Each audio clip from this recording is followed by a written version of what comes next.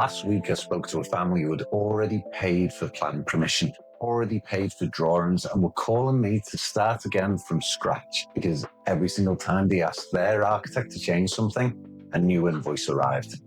Not a conversation, not a revision, an invoice. By the time they called me, they'd spent money, lost months, and still didn't have a complete set of drawings.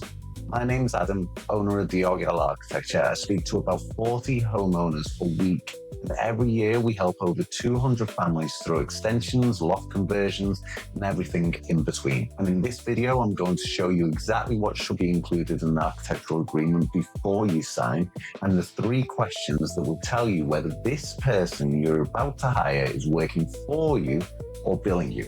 So you can go into the project with a complete set of drawings, a fee you can trust, no nasty surprises halfway through, even if you've already paid a deposit and you're not sure whether it's too late to do anything about it.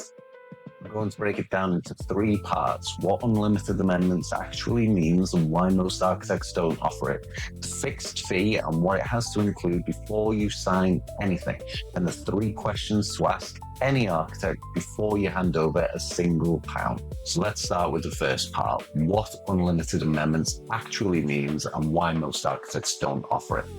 Here's the thing: most architectural agreements include a scope of work. Sounds reasonable. But buried inside the scope is an amendments policy that reads something like additional revisions subject to an hourly rate, which in plain English means every time you change your mind, they change the invoice. Now, changing your mind during the design process is not a luxury. It is the process. You're not an architect. You cannot look at a floor plan and immediately know whether the kitchen will feel right when it's built. Most people need to see it, react to it, and adjust it 2-3 times before it clicks. That is normal.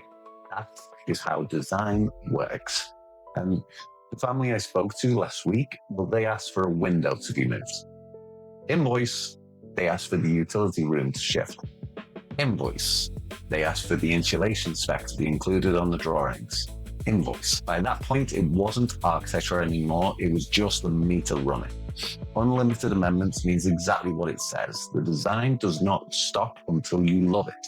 No cap, no hourly rate, no invoice when you ask a question. Right, part 2, the fixed fee and what it has to include before you sign anything. So a fixed fee is only meaningful if you know what's in it.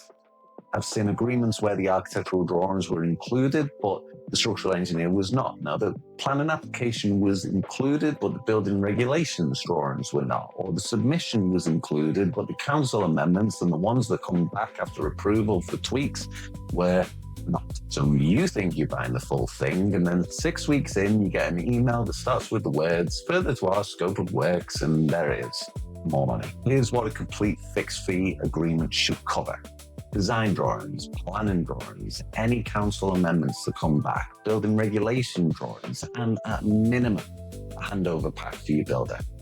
Now, if any of those are missing from your agreement you're about to sign, you are not buying a fixed fee, you are buying a starting price. And yes, even if you've already paid a deposit and you are midpoint in the project right now, something feels off, this is still useful because now you know what to look for in the agreement you already have. So there's 3 questions to ask any architectural designer or architect before you hand over a pound. Question 1, what happens to the fee if I ask for a change? If the answer involves the words hourly rate or additional scope or any pause longer than 2 seconds, that's your answer. Question 2, does this fee include building regulation drawings? Planning drawings and building regulation drawings are completely different documents. Planning gets you permission. Building regs gets you a building that you're actually legal to construct. They are both essential. They are not both automatically included. So question 3, what is not in the fee? Ask them directly. A good designer will tell you clearly and quickly. A bad one? Well, they'll change the subject or go vague, and the answer to this question tells you more than the quote does. So that family that I mentioned at the start, they came to us with planning approval already in hand for their living room, which meant that we could move straight to the kitchen extension application. Fixed fee, one number, everything included. Now, the first call took 40 minutes. The second one included the client's mother because the family decision and that mattered. And the drawings were right first time. Now, they are not the only family who's called us mid-project, mid-frustration, mid-invoice. We hear this story a lot. And the frustrating part is that it was preventable. Not because the original architect was malicious, but because the agreement was vague and nobody asked the right questions before signing it. So if this video raised the question of whether you should extend at all or whether moving makes more financial sense, then book a free build, wait, or move call before you make any decisions. Link in the description below. And if you found this video useful, YouTube thinks that you're going to like this one.